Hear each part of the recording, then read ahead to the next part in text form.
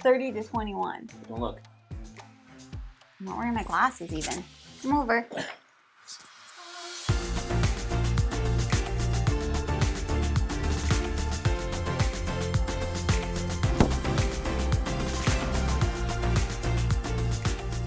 Hello everyone, welcome back to Foster the Meeple, a channel all about Board games. And board gamey things. Exactly. We're back with another installment of our top 50 board games of all time, sponsored by Tim Hortons. It's not. It's not. I wish. That'd be a sponsorship. Well, they were supposed to give me a large, and they only gave me a medium. So I'm a little bit mad at Timmy's today. Yep. Not going to lie to you, Jeff. And we didn't get Timbits. Didn't. I'm upset about that as well, to be honest. That's on us. It is so cold in here. Do you want me to turn the heat up? Yes, I'm freezing. Okay, Jeffy. So we have already done our 50 to 41, our 40 to 31, and that means today is our 30 to 21. And do you want to know what that means? That the next video is 20 to 11. I get confused with the back end of it, you know what I mean? Anyways, Jeff gets to start today because I started the last time. And if you're like, do you have Jeff's sweater? No. Okay, Jeff bought the same sweater as me. This is my sweater. We were going to actually, Jamie was going to wear that sweater and I was going to wear Jamie's The sweater that I sweater wore. that you wore last video. We forgot. My number 30 is a game I have wanted to play for a very long time, but only got to play it for the first time last year. I've played it probably like 10 times now. I've not played it physically, and that is PAX Premier. Oh, that wouldn't have been on your list last year. That's another one that we left off the top, the 2024 games. Yeah, new to us or whatever. Yeah, so just so everybody knows, our like top 10 new to us games and whatever, there's so many that probably would have been on Jeff's list, but I didn't know about them. Didn't know they existed even. I mean, to be fair, I could have also done some That is a fair statement. That's true. PAX Premier is a, influence area control game. Political. Yeah, it's a political kind of event-based card event-based game. It's really kind of difficult to describe because you're not effectively directly influencing the area control. You're kind of doing it through card play and holding loyalty to certain factions, and playing out cards to place your pieces of whatever faction you want to have majority out on the board. And every so often a dominance check is going to come up, and when that card is played, you'll check for dominance and score points based off of who has the majority of influence within that faction. Sure. I don't know. I really like it. I very much want to play it in person. I primarily play it with the same group of guys that I play Root with. And it plays similarly in that way where it's kind of like nonsensical, like screaming at each other outside of the game. But I very much enjoy it, and I think it'll probably just keep increasing as I play it more. Maybe that's when we could do it at Circle DC and you could teach it to me. Yeah, because Sam will be there. Exactly, Samuel. My number 30 is going to be higher on Jeff's list for sure, and that is Lord of the Rings, The Confrontation.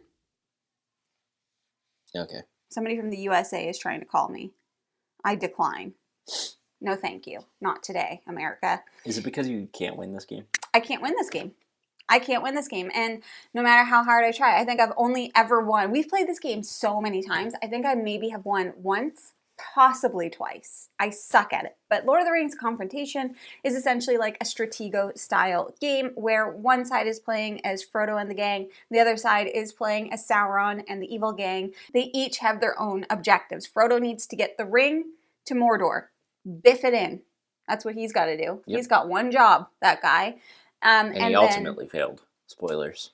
Geez, Jeff. Sauron and the gang are either trying to kill Frodo or they're trying to get 3 of their people into the Shire. So those are the objectives, and all of the characters are hidden. So anytime you enter the same space as another character, you reveal, and then you fight. And each character has like a special ability. Some of them like automatically kill others and all of that stuff. It's super fun. It's very straightforward, but very strategic, obviously, in the way that you move and plan where you put people, and I just don't have the brain for it, I don't think. This is just making me want to play it. It's so good, and it is difficult to find. However, it is coming. There's a remake that's going to be coming out, I think, this year, which is really exciting. So more people can get their hands on it because this game is phenomenal. My number 29 is another Uwe game. And I feel like the more I play this, it might start battling with the other Uwe games that I love that you'll hear me talk about later. And that is Hallertau. I guessed Hallertau. That was your number 19 last year. Hallertau is a great game. Very, very good Uwe game where you're doing, as I've mentioned before, typical Uwe things. You're trying to build out resources, and they're normally like, farming type things, like cropping fields and planting seeds in order to get resource types, so you can effectively, you have this like, I don't know if it is a house, and it's going to move to the right, and as it moves to the right, you're going to be either unlocking or removing things off of your board in order to score victory points. The further to the right you move, the better you're going to score. But it's got all the traditional Uwe things in it. You need these resources in order to build this thing to get these resource types, etc., etc., etc. Major resource management. I think it's probably, is it your favorite of that kind of genre? That style? Definitely. Yeah. It's not on my top 50, but I do really like it. I'd like to play it again. I would suspect that it was 19 last year because we played it more last year than we haven't probably played it since. And it is on BGA, isn't it? No, I don't think so. Oh, I thought it was. If it is, well, now I'm curious. I thought that's where I played it last. I don't think so. Do you want to do an Uwe day? Yes, I sure as hell do. Like a Review-a-Palooza Uwe day? Yes. Uwe all day? You have to play Feast for Odin. I have to play Agricola this year anyway. You have to play Caverna. Do we own Caverna? No. We'll do that later this year. My number 29 is a game that I have loved for a very long time. It's been on my list every year since we started doing these lists, and that is the Isle of Cats.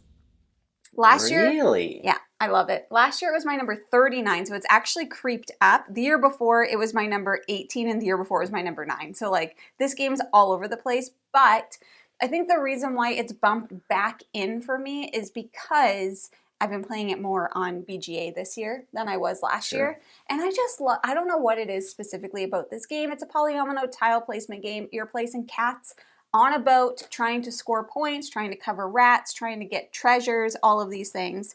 We recently, in the mail, got Isle of Cats Duel. And I really want to try that. We haven't played it yet, but I don't know. This game just kind of holds a special place in my heart. It's very nostalgic because it was the first game. Very much. That was very early. It was the very first video that I ever did. Yeah.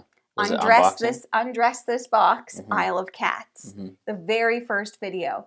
And so, yeah, it's just got a little piece of nostalgia there too. Yeah. And I really enjoy it. What a great game to find when we were first getting into the hobby. Yeah. I also have Kittens and Beasts, which I haven't played yet. I have all of the stuff. Yeah. Okay, hear me out. We have an Isle of Cats game day. We just have a cat day, a themed cat day. We could do that. We could do that. We have a lot of games that have cats. Yes, and Nandy can come. Yeah. My number 28 favorite game of all time is the highest cooperative game I have on my list. And it was also a game that was new to us last year. And we've had it for a while, and that is Mechs vs. Minions. Oh. Mechs vs. Minions, I think the more I've gotten in this hobby, the more I've discovered that cooperative games just are not something I very much enjoy. Yeah, it's a specific kind of co-op game. And the more I play them, the more I think I get firm in that belief that I just don't really enjoy cooperative games. I like being competitive, but Mechs vs. Minions is a very incredible cooperative experience. It's got a beautiful production. Ultimately, it's a programmatic game, which is a mechanism that I've discovered I very, very much enjoy. So probably why this is the highest on the list for my cooperative games. But it's a programmatic game where you are essentially going to be playing through a bunch of different scenarios. It's a campaign game. And your mechs, you're going to pick mechs to start the campaign, are going to move based off of where you place your cards in your programmatic Tableau. Yeah, thank you. For example, like, this isn't a spoiler, but one of the early missions is to push a big bomb around the map, and you need to push it to a specific tile on the board. There's a bunch of minions that are going to be spawning, trying to, like, blow you up, and crazy things can happen. Like, your mech can just end up spinning in this infinite circle. It's really, really enjoyable, and I think it's heightened for me because it's League of Legends based, and the production is 100 out of 10. Yeah. Like, it is probably the best produced board game I've ever seen. But yeah, Mechs vs. Minions, my number 28 and highest cooperative game on my list. My number 28. I need everybody to take a deep breath. Okay, breathe in through your nose, out through your mouth. My number 28 is Villainous. It is 95. Wow. Wow. My number 28 is Villainous, and that may come as a shock to people because Villainous was my number 1 game for a while, and then Final Girl just punched it right in the face. Pow, right in the kissa. And then it just kind of started dropping, and last year it was number 19, and people were shocked by that, and this year it's number 28. I think there's a few reasons for this. Number 1, we have played Villainous so much that we now see all of the flaws within it. Of certain characters. Considering that we play it, keeping in mind that we play it primarily at 2. So this is based on not all of the characters play well at 2, and some of those experiences have been less than fun for us when we have played those characters. It becomes like a war of attrition. Yes. And so anyways, I still love Villainous though, and I will always love Villainous, and I don't believe that Villainous is probably ever going to drop off my top 50 for the foreseeable future. I bet you if we'd done our tournament, it'd be higher. It might be. But anyways, we didn't do our tournament this year. We will be hopefully getting it done in January if we can find a weekend to film it. But Villainous, Disney-themed game where you are fighting as different villains and you are trying to achieve a goal before other people achieve their goal. I love it. I love Disney. And I am very excited actually to do our Villainous tournament because we didn't play it not even one time this past year. Correct. And that's unacceptable, in my personal opinion, because I do still love it. But the Villainous, number 28. My number 27 is a new to us game that is going to continue to climb up this list, and that is Distilled. 27. Distilled is, I think, I do think it's a masterpiece of a board game. In Distilled, you are effectively distilling alcohol, which is a theme that doesn't resonate with us. So I feel like that should tell you something about this game. In Distilled, you are playing as a slight variable player power person who is trying to produce a bunch of varying degrees of alcohol. And these alcohols are from different regions. They require different ingredients, sugars, and different processes in order to complete them. So they can be aged, they can be produced immediately, but one of the really cool things about this is the theme really matches the mechanisms. So I didn't know this, but when you distill alcohol, you have to scrape the top part off because it's not usable. Poisonous. And then you have to scoop up the bottom. Scoop out the bottom. So in Distilled, when you are distilling an alcohol, you're going to take your stack of cards, which is your ingredients, and you're going to remove the top card and the bottom card, just like you would if you were producing alcohol, skimming. And then you're going to splay those cards out and then do whatever alcohol makes sense for those cards. If you have the ingredient required in order to produce it. It's so fun. I've played this game just so much in the past 2 or 3 months. I mean, it's probably, other than Root, it's probably my most played game at this point. Other than Root and Res Arcana, it's probably my most played game in the last few months. And I've been showing it to other people, and every time I play it, I get so angry at it because there is an element of luck. But it's a masterpiece, and it's probably going to keep going up this list. Yeah. My personal opinion, Jeff, too low. Yeah, fair. My number 27 was my number 12 last year, and that is Planet Unknown. Mm-hmm. I love Planet Unknown. I love this game so much. It's a polyomino tile placement game. I have been playing it with the asymmetrical bits and bobs. Even when I'm online and other people are just playing the base, I like to try out all of the different things. I love this game solo. I love it multiplayer. I play it all the time on Board Game Arena. And I think it's great. Basically what you're doing is you got your Lazy Susan. Whoever's the active player gets to choose which section they would like to pull their pieces from, and then everybody else has to then pull from the section that's in front of them. So it's like almost people are manipulating what you have to place out, and you're trying to score points, you're bumping up tracks, you're doing all of these things. And I just think that is such a great game. I do have the expansion coming, Super Moon, which I'm really excited. I backed it on Kickstarter, and I love a polyomino tile placement game. I love it. I've loved it since the first time I played it, and I will continue to love this game. Planet Unknown. I don't think Planet Unknown is in my top 100, but I'm just realizing I don't have Wild Tile West ranked, which is weird because I like it more than Planet Unknown. So I don't. You must have just forgot to put it on. My number 26 favorite game of all time is one that I think was ranked higher at one point, and I think is going to probably go back up because I've been playing it a lot more again, and I adore this game, even though I think it gets a lot of kind of like hate in the hobby for some reason, and that is Tapestry. Oh, yeah. It was your 28 last year. Okay, so it's gone up a little bit. But the year before that, what was it? Was it higher? I feel like it wasn't even on your list. Oh, interesting. Last year was the first time it was on your list. Interesting. Okay. Tapestry is a track movement game where it has a civilization type theme, where you are effectively trying to move up varying degrees of tracks. There's science, there's technology, there's military, and then there is exploration. There's a bunch of different expansions now. You're playing as a different civilization type with some asymmetrical abilities, and you're just trying to race for points effectively. You also have your own little tableau that you're going to be building out with like different building types and that sort of thing in order to score extra resources. So effectively, you're trying to utilize your resources to the best of the ability to score the most points depending on the track synergy that you can achieve. The more I play Tapestry, the more I love it. I have gone to the point now where I'm trying to I've played Tapestry probably like 30 to 40 times, and there's still people that crush me every single time. So like I'm still discovering in that game how everything interacts, and I've played it that many times, and I think that's made me appreciate it more and more.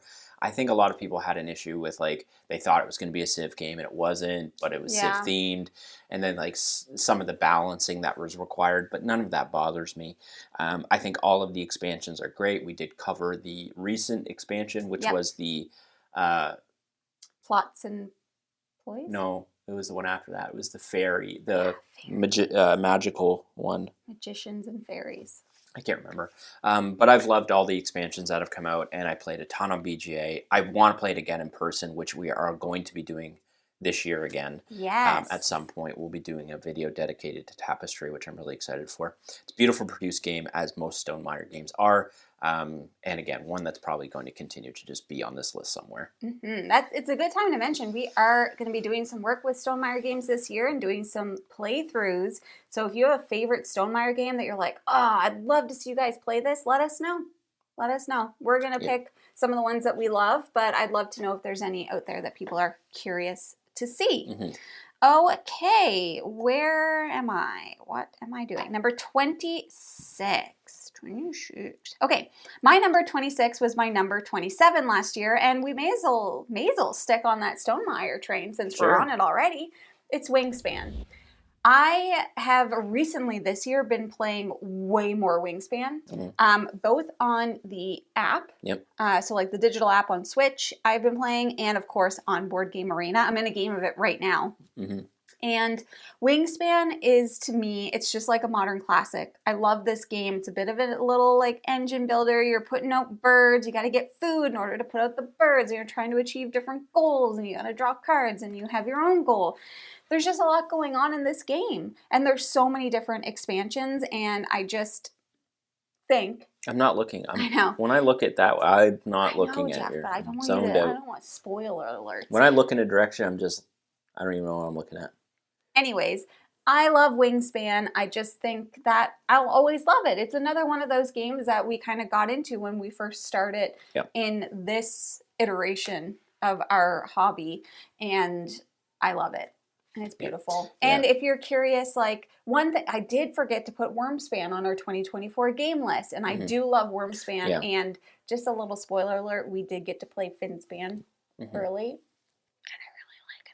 My number 25 is another Uwe game, and I think this one probably will stay around here. Caverna was my 22 last year, my 25 this year, and I think it's probably going to stay around here. Caverna is another Uwe. It is the more friendly version of Agricola, effectively, where you are playing as like a cave family. So it's, again, typical Uwe. You need to feed your people. Feed your family. You need to grow your family in order to take more actions, in order to build out your cave farm and your cave abode, essentially. So there's like mines you can put in. You can get gem mines, which give you more points. You can have livestock, just like in Agricola. You have to fence these areas in. There's just Caverna gives you more opportunity to not suffer the consequences that you would in, say, Agricola, which if you make a mistake in Agricola, you're going to pay for it. In Caverna, it's a little bit more friendly, I think. But it's still a very, very good game. I have no, that's a lie. I've played it once in person with Kyle. Kyle kind of taught us this. But I primarily play it on BGA. And I haven't played it in a little bit, but I very much enjoy it. Do you think that I would like it more or less than Agricola? Trick question. You will I can't like anything less than Agricola. You will like it more than Agricola, but I still don't think you'll like it. My number 25 has dropped so much to the point where I don't think that this is in the right place, but we're leaving it. It's Castles of Burgundy. It was my number 6 last year. That's a huge drop. That's a huge drop. But I play Castles of Burgundy all the time on Board Game Arena. I think we got it physically to the table once this year with the new updated version. It's just like that is such a beast to set up. Like, do you know what I mean? Yeah. Anyways, even the old one was a beast to set up. Yep. But Castles of Burgundy, once again, it's a classic. It's so good. This game I can identify as being like such a good game. I get crushed in this game every time. Every time. And sometimes, like, okay, I play with Bailey a lot, and she always beats me by a lot. And this one time, I think I said to him, like, oh, I think I'm going to win. And then you got to end game scoring and lost. Crushed. Yep. But I still enjoy it, and I'm still always playing it because I really like the mechanics of Castles of Burgundy. I like anything that has to do with, like, dice placement, dice manipulation, like that kind of thing, I think is really interesting. And this year I got to play Civolution, which has some of that DNA, which I also really loved. But, like, it's number 25, but if I'm being, like, I don't know if that's the right spot. It should probably be higher. Maybe. But it is what it is, I guess. Yeah, it's on my top 100, but it's not in my top 50. Really, Jeff? Yeah. Hang on here now a second, Jeff. Hang on here now 1 second, Jeff. Okay. It was your number 43 last year. It's not as dramatic as I thought it would be. My number 24 is another Stonemaier game. And I think it's my highest Stonemaier game, and that is Scythe. Of course. Scythe, again, I think at one point was probably my favorite game of all time. In the first year we did this, it was your number 2. Yeah. Then 14, and last year it was 34. So I owe Scythe a lot, because Scythe, I think, opened the door to me finding what my favorite mechanism is, and that's like troops on a map, fighty type games. Scythe, isn't that type of game. People it's an option. People confuse this as being like a heavy fighting game, but it's not. It's the threat of fighting that exists in Scythe. I haven't played it in a hot minute. I very much want to play it again. And I'm sure once I did, it would probably come back up. This is definitely a product of just not having played it enough, because I very much enjoy Scythe. We'll be playing it this year. Yeah, and again, probably another one we'll be playing this year for our Stonemaier series. But again, Scythe, I appreciate so much for, again, it achieved a thing that exists in like wargaming without having direct conflict. Mm-hmm. Like, that is a game where everyone's just like, who's gonna be the first to unleash everyone fighting everyone. And you don't even need to fight at all, which is like the beauty of it. No, you can completely go in a different direction if you so choose. I love Scythe. It's beautiful, and one that will continue to just exist here somewhere. Yes, I'm very excited to get it to the table again this year. We didn't play it last year, but we did play it the year before. And after we played it, we were like, yeah, I will just so good. I will just quickly mention too. I say this, I feel like every time Scythe comes up on this list, I feel like I owe it to Scythe and Stonemaier to state Rise of Fenris still is, I think, my favorite gaming experience ever. It is absolutely incredible. If you like Scythe and you've not played Rise of Fenris, I highly, highly, highly recommend it. My number 24 was my number 49 last year, and I can tell you exactly, I know exactly why this has popped up. It's Honey Buzz. Fall Flavors.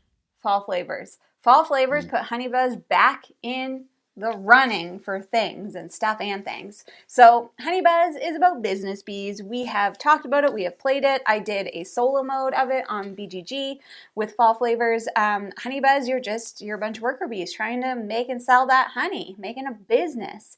And I love it. And playing it with Fall Flavors has reinvigorated my love for Honey Buzz. Not only is it freaking adorable, I also think it's super fun. Fall Flavors adds a ton of new modules to the game that just beef it up a little bit in a way that feels meaningful and fun. And I think both of us, this last time that we played it together, we were like, this is a really good game. Yep. And some people poo-poo on Honey Buzz. And you know what? People poo-poo on you. People poo-poo on everything. People be poo-pooing on stuff, and I don't care for it much, because Honey Buzz is super fun. Yeah, Fall Flavors I also like Honey Buzz, but Fall Flavors definitely, I feel like is, I don't say a lot of things are essential, but I do feel like Fall Flavors really rounds that game out in a really, really good way. And I have to say, I think Honey Buzz might have like my favorite board game art. Yeah, I mean, it's all time. It's so pretty. I love it. I do think that's valid. My number 23, I think, has slipped a fair amount to the point where I'm like, this doesn't feel like it's in the right spot.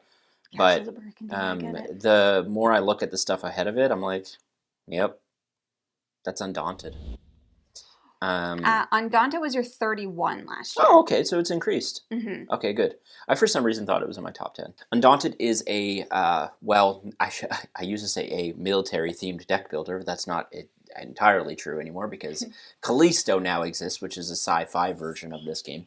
Undaunted is a scenario-based deck builder by one of our favorite designers, David Thompson. In Undaunted, you are playing as a faction with objectives depending on the scenario. So I'll just use Normandy. I think that's the one most people know about. Yep. One person is playing as the Allies, one person is playing as the Axis, and each scenario you're going to have different objectives in order to complete. And it's usually to control certain areas of the joint board. You're going to be doing that by recruiting new members to your deck, so that's where the deck builder element comes into. And each of these cards has a bunch of different things that they can do when you play them down. It might be bolster your units, it could be move, it could be control, it could be shoot, fire, whatever it may be. Undaunted is absolutely incredible. I think it is a flawless system that is almost, I think, perfect for what it is trying to achieve. I love Undaunted. I want to play more of it. The only one we have not played yet is North Africa, which we've recently acquired, so I'm looking forward to playing that. But I would recommend any of the games in this series. They're all incredible. Mm-hmm. Ooh, number 23 was my number 38 last year. Okay. And so it's climbed, and that is Unmatched. I love Unmatched. I love the system. We own almost all of it. And I think the thing with Unmatched is when it's not on your list. Who do you think you are? Anyways, so I think the big thing with me for Unmatched, it's all about the characters and the sets. And I recently did a learn to play at PAX Unplugged with Slings and Arrows, which was the newest set that had come out this year with like Shakespeare and Hamlet. And it still shocks me in the same way that like Villainous does and Undaunted, when you're using the same system, how you can make the game feel so different. Agreed. And I just love that you can mix and match all of it. You can play Shakespeare versus a T-Rex, and there's something hilarious about that. And it's one of those like collection pieces now for me as well that I'm like, I want all of it. Yeah. And we are still planning on doing an Unmatched tournament at some point this year. But for anybody that doesn't know, we have to actually deliver on that if we're going to keep talking about it. So Unmatched, you're just playing as different characters that you're just trying to get your opponent's hit points to 0 before they do the same thing to you. And it's like a card-based game. So you're moving around a map, you're attacking, you're fighting, you're playing cards and all of this stuff. And it's great. And the system itself is really simple to learn. And then you can like pick characters that are a little bit easier and then work your way up to some that are a bit more complex and complicated and just pick and choose what you like. Mm-hmm. So anyways, I love Unmatched. And yeah, after doing that learn and play, I was like, I said to Michelle, I'm like, all this makes me want to do is play Unmatched because it's super fun. It's funny the power of play on things, right? Totally. My number 22, I feel like might have been in my top 10 at some point, and that is Anachrony. Anachrony was your number 18 last year and your number 19 the year before. Okay, so it's right around where it used to be. Mm-hmm. Anachrony is a worker placement game based off of a dystopian future where you are effectively manipulating time. So you have these mech suits where you are allowed to send workers out to a worker placement slot outside of your capital city. Mm-hmm. That's kind of like this radioactive region that requires you to be in a mech suit. Otherwise, you can place your workers kind of in your capital city, but maybe not quite as powerful. And then what can happen later in the game is there's this whole timeline track, and you can actually move back into the past to grab resources that you left for yourself in the past via certain actions and that sort of thing. Like a TV show. There's a slight asymmetry to this wherein you have objectives in order to achieve that objective before like a cataclysmic event happens and basically like blows everything up. So if you can complete those objectives before that happens, you'll score extra victory points and that sort of thing. But it's basically a race for points and optimizing your worker placement strategy in order to get enough resources, get more mechs, get more resources in order to spend to do more and more actions. I love Anachrony. I feel like it's one we need to play way more of because we have the big box. Everything for it. And I know Jamie very much enjoys it, but it's just one that's a little bit more difficult to table just with how grandiose it is. But I very much enjoy Anachrony. I really want to try. Let's have an Anachrony. I really want to try Trickery on. Me too. That's it one wasn't, you probably should have bought. It wasn't. I looked. It was sold out. Okay. Yeah. All right. My number 22 is my number 13 last year. This has kind of kept dropping a little bit every year. And I think it's just because it's such a great game, but I don't play it as much anymore, even on BGA. And that's Viticulture. So yeah. Do you not have it on your list? I probably don't, but like... I do. Oh. Not top 50. Okay. But. Anyways, so Viticulture is another one of those games that kind of like propelled us into the space when we were like starting to make content. And I love it. And I love it for a lot of the similar reasons that I love Distilled, because it's just like, even though the theme isn't theming for us, because we don't care about wine or drink wine, but like I love a game that makes sense. It's like, okay, well, I need to harvest the grapes, and then I need to squish them, and then I need to make the wine, and I need to sell it. And I really like the wake up track and how that determines player order and all of these things. I just think viticulture is such a great, smart design, and I love it. And we haven't physically gotten it to the table since we played Viticulture World, which would have been not last year but the year before. And so would have been further back than that. It was our old house. Yeah, so not 20. Oh, yeah, you're right.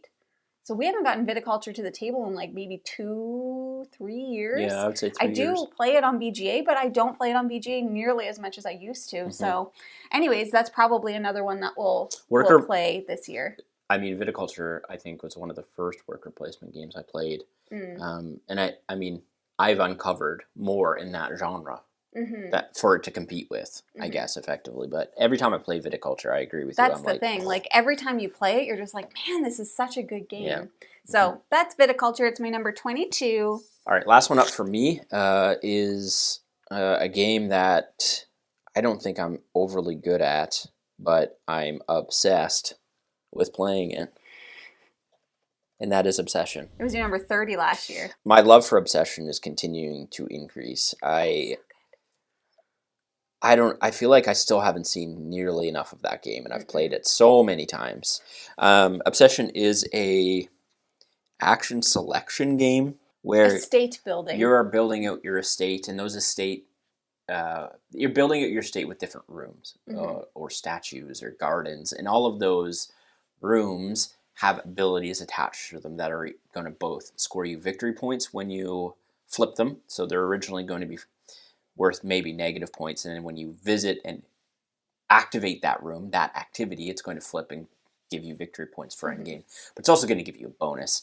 So ultimately what you're trying to do is increase your family's prestige by inviting guests over to do events in these rooms, by getting enough prestige that the prestigious Fairchilds want to join your events and show up at your parties, which gives you clout and reputation, etc., etc., etc. And then by end of game, depending on your reputation and bonus goals and all of these other things, you will score victory points. There's slight asymmetry with the different families that you start off the game with, but Obsession is, again, to throw out the word masterpiece, I think Obsession is a masterpiece, and I believe it's Kienta Games' only release. And it's one guy who continues to put out expansions that only expand on the world and make the game even better. So I love Obsession, and I think it's going to sit right where it needs to be, right around here.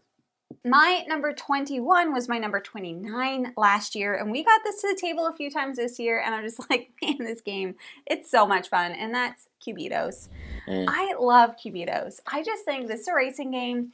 It's silly. This game is silly. It's push your luck. I love push your luck games, and I'm really good at it. I didn't win the last time that we played. Ben ended up winning. But because he rolled the freaking dinosaur. Yeah, but that's what I mean. And there's so much variability within this game. We do not have foul play, which is the new expansion. I'd really like to get it, but you're basically just building up your dice pool, rolling those dice, trying to get as far along the map as you can, but you also want to get money so that you can buy new dice, and then you'll lose dice, and it's just, the theme is total nonsense. It has a great catch-up mechanism, it does, in my opinion. The fan track. Yep. And I just think it's great fun. And I think John D. Clare makes excellent, great fun games. Yeah. Like this, I don't think Space Base has fallen off of my top 50 because we just don't play it as much anymore. But I also think Space Base is another one of those great, fun, silly games. Yeah, I love Cubitos. I mean, it aggravates me just because I have terrible dice luck. That's not very good at it. But I very much enjoy Cubitos as well. Yeah. So, those are another 10 games on our way to our final 20 and then final 10. I just want to note, I just saw one of your games. You son of a... What was it? Not that one. Stop looking! We will have the top 20 coming soon, and then, of course, we'll have the top 10 coming soon. We'll have some other videos sprinkled in between there. If you're interested in seeing beyond the 50, Mm-hmm. from our 70 to our 51, we will be releasing that exclusively on our Patreon community once we're done with the top 50. So if you'd like to see more, check it out there. We still have our late pledge open for our Kickstarter. If there's any of the benefits that you are curious about, like maybe the podcast, etc., bunch of different things going on there. The links for all of that stuff will be in the description below. But that is everything that we have for you today. Now, if you're interested in buying board games, like any of the many that we talked about today, you should first start by checking your friendly local gaming store. And for us, that is The Boardroom Game Cafe. Yeah, it is. And if you like what you see, Please subscribe. we hope to see you again soon. And now we say goodbye. Goodbye. Later days.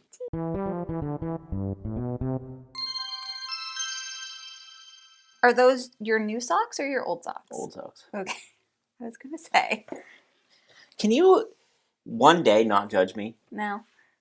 You're also covered in hair. Do you want to lint roll or no? God. Oh, okie dokie. Where am I? Let's see where it was last year. It was my number 25 last year, so it's dropped 5 spots. Don't look at my list. My number 20. 29. All right, Jeff, good stuff. Where are we? What number? 20. You're 29. 29.